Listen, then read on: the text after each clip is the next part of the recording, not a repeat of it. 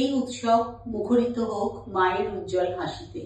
এই মুহূর্তে যারা বন্ধ্যাত্ব সমস্যার মধ্যে আছেন বা বন্ধ্যাত্ব চিকিৎসার মধ্যে দিয়ে যাচ্ছেন, তাদের বেশিরভাগ মানুষই মনে করেন যে বন্ধ্যাত্ব চিকিৎসার ক্ষেত্রে কেবলমাত্র শারীরিক দিকটাই গুরুত্বপূর্ণ।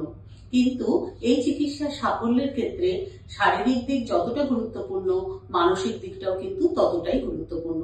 তাই মানসিকভাবে ভালো থাকা ভীষণ গুরুত্বপূর্ণ। মানসিকভাবে ভালো থাকতে গেলে মানসিক চাপ কমাতে হবে এবং হাসি খুশি আনন্দে থাকতে হবে। কারণ আপনি হাসি খুশি এবং আনন্দে থাকলে আপনার মধ্যে যে হ্যাপি হরমোনগুলো রয়েছে, অক্সিটোসিন, সিরোটোনিন এবং ডোপামিন নিঃসরণ হবে, যা আপনার এই চিকিৎসার ক্ষেত্রে একটা অন্যতম গুরুত্বপূর্ণ ভূমিকা পালন করবে।